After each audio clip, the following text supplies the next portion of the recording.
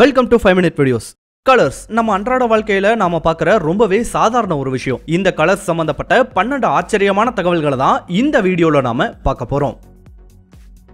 நம்ம எல்லாருமே பார்த்திருப்போம், ஸ்கூல் அண்ட் காலேஜ் பஸ்ஸஸ் எல்லாம் மேக்ஸிமம் எல்லோ கலர்ல தான் பெயிண்ட் பண்ணியிருப்பாங்க. இந்த நடைமுறை 1939ஆம் ஆண்டு நார்த் அமெரிக்காவில தான் முதல் முறையா கொண்டு வரப்பட்டுச்சு. இதுக்கு என்ன காரணம்னா, மத்த எந்த கலரை விடவும் மஞ்சள் நிறம் ரொம்ப வேகமா ஒருத்தரோட கவனத்தை ஈர்த்திடுமா. இதன் காரணமா தான் மஞ்சள் நிறம் பயன்படுத்தப்பட்டு வருது.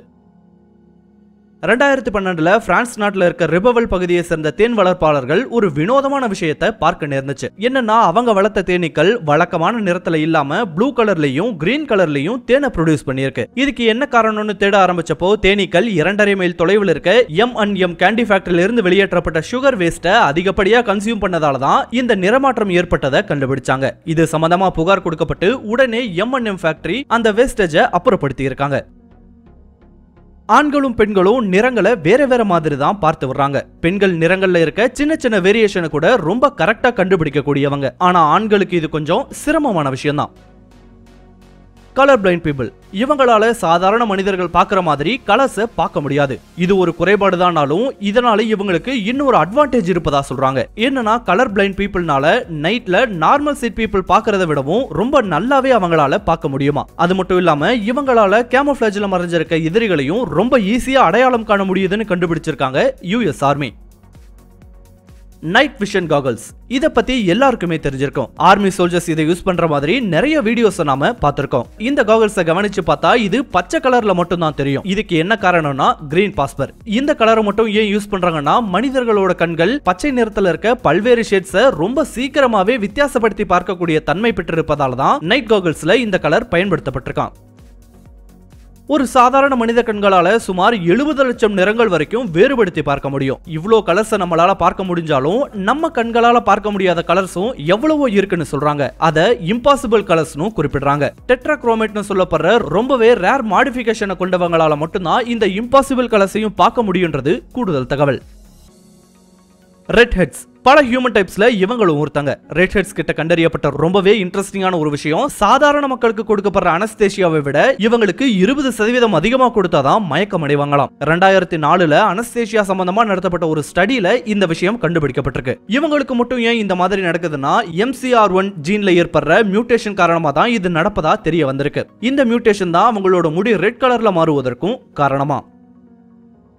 2009ஆம் ஆண்டு யூகேல இருக்க கோலட்டன்ற கிராமத்தை சேர்ந்த பல விவசாயியான மோரிஷோட தோட்டத்துல ஒரு ஆச்சரியமான விஷயம் நடந்திருக்கு. ஒரு நாள் அவர் வழக்கமா செய்யற மாதிரி ஆப்பிள் சேகரிக்கும் பணியில இருந்தபோது ஒரு வித்தியாசமான ஆப்பிளை பார்த்திருக்காரு மோரிஷ். அந்த ஆப்பிள்ல சரிபாதி ரெட் கலர்லயும் சரிபாதி கிரீன் கலர்லயும் இருந்திருக்கு. இதுக்கு காரணம் என்னன்னு பார்க்கும்போது, கோடியில ஒரு முறை ஏற்படுற ரேண்டம் ஜெனடிக் மியூட்டேஷனால தான் இது நடந்திருப்பதா சொல்றாங்க. இது ஒரு ஆச்சரியமான விஷயம் தான்.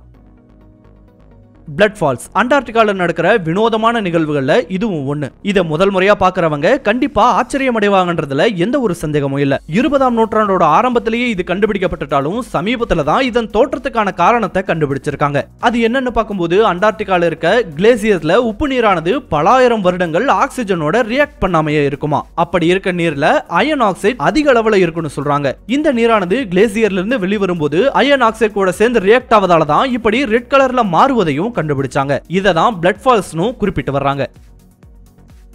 ஃபயர்வொர்க்ஸை கண்டுபிடிச்சது சீனான்ற விஷயம் நம்ம எல்லாருக்குமே தெரியும். ஆனா அதுக்கு கலர் கொடுத்தது இத்தாலியர்கள் தான். என்னதான் சீனா ஃபயர்வொர்க்ஸை கண்டுபிடிச்சு பல நூற்றாண்டுகள் பயன்படுத்திட்டு வந்தாலும் அந்த வெடிகள்ல இப்போ நாம பார்க்குற ரெட் கலர் ஆகட்டும், எல்லோ கிரீன் கலர் மாதிரியானவை எல்லாம் கொண்டு வந்தது இத்தாலியர்கள் தான். இது மட்டும் இல்லாம இப்போ நாம வெடிக்கிற பட்டாசுகள்ல இருக்க புதிய புதிய முறைகளையும் அவங்க தான் கொண்டு வந்தாங்க.